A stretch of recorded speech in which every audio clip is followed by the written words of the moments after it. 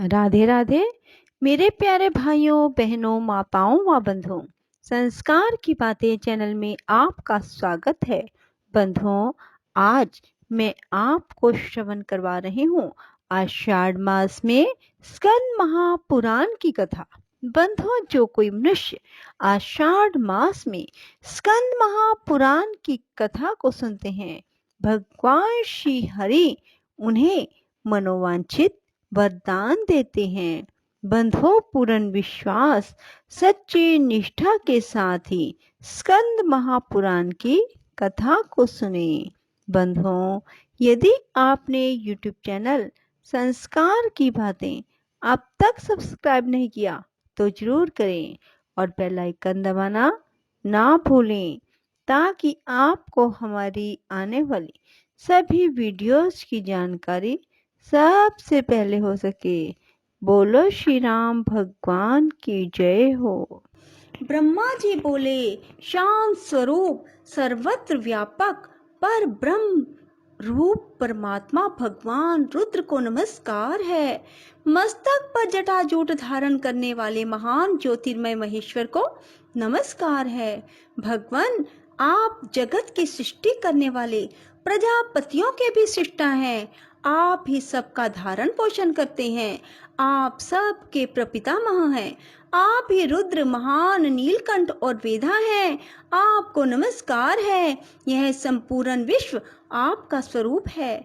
आप ही इसके आदि कारण हैं। इस जगत को आनंद की प्राप्ति कराने वाले भी आप हैं। आपको नमस्कार है। आप ही ओमकार वष्ट रूप संपूर्ण आयोजनों के प्रवर्तक हैं। यज्ञ यजमान और यज्ञ प्रवर्तक भी आप ही हैं।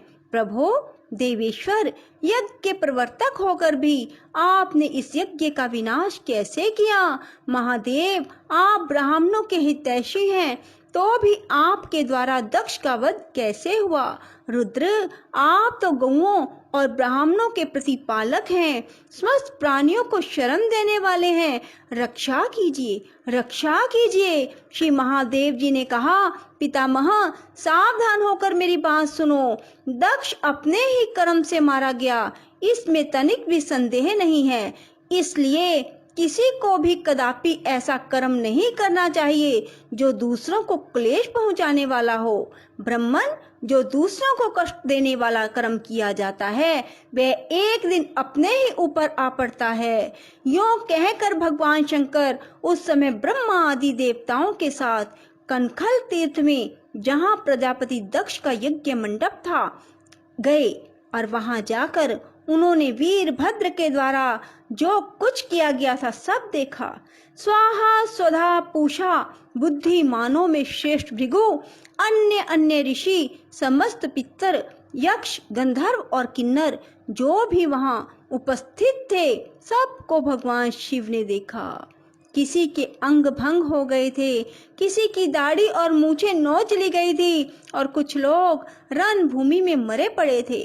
भगवान शंकर को आया देख वीरभद्र ने समस्त गणों के साथ उनके चरणों में दंडवत प्रणाम किया और वे सामने हाथ जोड़कर खड़े हो गए।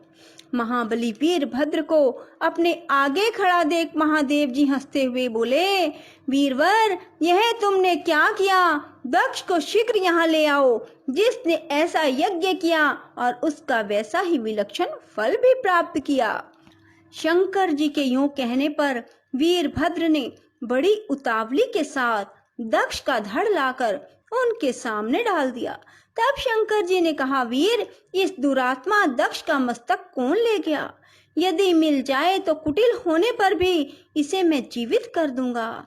यह सुनकर वीरभद्र बोले, भगवान, मैंने उसी समय इसके मस्तक को अग्नि में होम दिया था।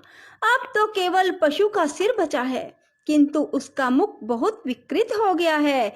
ये सब बातें जानकर भगवान शिव ने पशु के भयंकर मुख को, जिसमें दाढ़ी भी लगी थी, दक्ष के धड़ से जोड़ दिया। इस प्रकार भगवान शंकर की कृपा से दक्ष को नया जीवन प्राप्त हुआ। दक्ष अपने सामने भगवान रुद्र को उपस्थित देख लज्जा से गड़ गए। उन्होंने लोक कल्याणकारी भगवान शंकर के चरणों में मस्तक झुकाकर उनका स्तवन किया। दक्ष बोले, सबको वर देने वाले सर्वश्रेष्ठ देव भगवान शंकर को मैं प्रणाम करता हूँ। सनातन देवता शिव को मैं नमस्कार करता हूँ। देवताओं के पालक और ईश्वर पापहारी हर को मैं प्रणाम करता हूँ। जगत के एकमात्र बंधु शंभु को मैं नमस्कार करता हूँ, जो संपूर्ण विश्व के स्वामी, विश्वरूप, सनातन धर्म और स्व आत्म रूप हैं। उन भगवान शिव को मैं शीश झुकाता हूँ। अपनी भक्ति से प्राप्त होने योग्य सर्वरूप भगवान शिव को मैं प्रणाम करता हूँ। जो वरदायक है, वर स्वरूप है, वरण करने योग्य हैं, उन भगवान शिव को मैं मस्तक नवाता हूँ। दक्ष के इस प्रकार स्तुति करने पर भगवान शंकर ने कहा, सुरश्रेष्ठ, 4 प्रकार के पुण्य आत्मा जन मेरा सदा भजन करते हैं। आर्थ, जिज्ञासु, अर्थार्थी और ज्ञानी। इसमें समस्त ज्ञानी पुरुष मुझे विशेष प्रिय है। इसमें तनिक भी संशय नहीं है।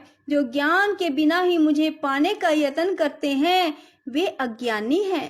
तुम केवल यज्ञ आदि कर्म के द्वारा संसार सागर के पार जाना चाहते हो, परंतु कर्म में आसक्त हुए मूढ़ पुरुष वेद, यज्ञ, दान और तपस्या से भी मुझे कभी नहीं प्राप्त कर सकते। अतएव तुम अंतःकरण को एकाग्र करके यज्ञनिष्ठ होकर कर्म करो। सुख और दुख में समान भाव रखकर सदा प्रसन्न रहो। तदंतर दक्ष को वहीं कनखल तीर्थ में रहने का आदेश देकर भगवान शिव अपने निवास स्थान कैलाश पर चले गए। फिर ब्रह्मा जी ने भृगु आदि संपूर्ण महर्षियों को आश्वासन तथा बोध प्रदान किया। वे सब ऋषि मुनि तत्क्षण ज्ञानी हो गए। इसके बाद पितामह ब्रह्मा जी अपने धाम को गए। इधर प्रजापति दक्ष को भगवान शंकर के उपदेश से उत्तम ज्ञान की प्राप्ति हो गई। वे शिव जी के ध्यान में तत्पर होकर तपस्या करने लगे। इसलिए सर्वथा प्रयत्न करके सबको भगवान शंकर की आराधना करनी चाहिए। लोमश जी कहते हैं, जो मनुष्य शिव मंदिर के आंगन में झाड़ू लगाते हैं, वे निश्चय ही भगवान शिव के लोक में पहुंचकर संपूर्ण विश्व के लिए वंदनीय हो जाते हैं। जो भगवान शिव के लिए यहाँ अत्यंत प्रकाशमान दर्पण अर्पण करते हैं, वे आगे चलकर शिव जी के सम्मुख उपस्थित रहने वाले पार्षद होंगे। जो लोग देवादि देव शूलपाणी शंकर को चंवर भेंट करते हैं, वे त्रिलोकी में जहाँ कहीं जन्म लेंगे, उन पर चंवर डुलता रहेगा। जो परमात्मा शिव की प्रसन्नता के लिए धूप निवेदन करते हैं, वे पिता और नाना के दोनों कुलों का उद्धार करते हैं तथा भविष्य में यशस्वी होते हैं। जो लोग भगवान हरिहर के सम्मुख दीप दान करते हैं, वे भविष्य में तेजस्वी होते हैं और दोनों कुलों का उद्धार करते हैं। जो मनुष्य हरिहर के आगे नैवेद्य निवेदन करते हैं, वे एक एक ग्रास में संपूर्ण यज्ञ का फल पाते हैं। जो लोग टूटे हुए शिव मंदिर को पुनः बनवा देते हैं, वे निस्संदेह द्विगुण फल के द्विभागी होते हैं। वे निस्संदेह द्विगुण फल के भागी होते हैं। जो ईंट अथवा पत्थर से भगवान शिव और विष्णु के लिए नूतन मंदिर निर्माण कराते हैं, वे तब तक स्वर्गलोक में आनंद भोगते हैं जब तक इस पृथ्वी पर उनकी वह कीर्ति स्थित रहती है। जो महान बुद्धिमान मानव भगवान शिव के लिए अनेक मंजिलों का महल बनवाते हैं, वे उत्तम गति को प्राप्त होते हैं। जो अपने और दूसरों के बनवाए हुए शिव मंदिर की सफाई करते या उसमें सफेदी कराते हैं, वे भी उत्तम गति को प्राप्त होते हैं। जो पुरुष अथवा स्त्रियां शिव जी के आंगन में विविध रंगों के चौक पूरती हैं, वे सर्वश्रेष्ठ शिव धाम में पहुंचकर दिव्य रूप प्राप्त करेंगी। जो पुण्य आत्मा मनुष्य भगवान शिव को चंदोबा भेंट करते हैं, वे स्वयं तो शिवलोक में जाते ही हैं, अपने समस्त कुल को भी तार देते हैं। जो अधिक आवाज करने वाला घंटा लेकर उसे शिव मंदिर में बांधते हैं, वे भी त्रिलोकी में तेजस्वी और कीर्तिमान होंगे। धनवान हो या दरिद्र, जो 1 या 2 या तीनों समय भगवान शिव का दर्शन करता है, वह सुखी होता है। समस्त दुखों से छूट जाता है। हे हरे, हे हर। इस प्रकार भगवान शिव और विष्णु के नाम लेने से परमात्मा शिव ने बहुतेरे मनुष्यों की रक्षा की है। तीनों लोकों में महादेव जी से बढ़कर दूसरा कोई देवता नहीं दिखाई देता। इसलिए सब प्रकार के प्रयत्नों से भगवान सदाशिव की पूजा करनी चाहिए। पत्र, पुष्प, फल अथवा स्वच्छ जल, कनेर से भी भगवान शिव की पूजा करके मनुष्य उन्हीं के समान हो जाता है। आक का फूल कनेर से 10 गुना श्रेष्ठ माना गया है और आक के फूल से भी 10 गुना श्रेष्ठ धतूरे का फल। नीलकमल 1000 कचनार से भी श्रेष्ठ माना गया है। यह चराचर जगत विभूति से प्रकट हुआ है। वह विभूति भगवान शिव के श्री अंगों में भली भांति लगती है। सदा उसे धारण करना चाहिए। जिनके मुख से नमः शिवाय यह पंचाक्षर मंत्र सदा उच्चारित होता रहता है, वे मनुष्य भगवान शंकर के स्वरूप हैं। प्रातः काल, मध्याह्न काल तथा संध्या के समय शंकर जी का दर्शन करना चाहिए। प्रातः काल भगवान शिव के दर्शन से संपूर्ण पातकों का नाश हो जाता है। दोपहर के समय शिव जी के दर्शन से मनुष्यों के 7 जन्मों के पाप नष्ट हो जाते हैं तथा रात्रि काल में शंकर जी के दर्शन से जो पुण्य होता है उसकी तो गणना ही नहीं है। शिव, यह 2 अक्षरों का नाम महापातकों का भी नाश करने वाला है। जिन मनुष्यों के मुख से शिव नाम का जप होता रहता है, उन्होंने ही इस संपूर्ण जगत को धारण किया है। पुण्य आत्मा पुरुषों ने शिव जी के आंगन में आरती के समय बजाने के लिए जो बड़ा सा नगारा रख छोड़ा हो, उसकी आवाज से पापी मनुष्य भी पवित्र हो जाते हैं। इसलिए चिरकाल से संचित प्रचुर धन, बहुमूल्य चंवर, मंच, शैया, दर्पण, चंदोवा, आभूषण तथा विचित्र वस्त्र भगवान शिव की सेवा में अर्पित करने चाहिए। पुराण पाठ, कथा, इतिहास और संगीत आदि नाना प्रकार के आयोजन भगवान शिव को प्रिय हैं। इनकी व्यवस्था करनी चाहिए। ऐसी व्यवस्था करके पापी मनुष्य भी अपने पाप से मुक्त होकर शिवलोक में चले जाते हैं।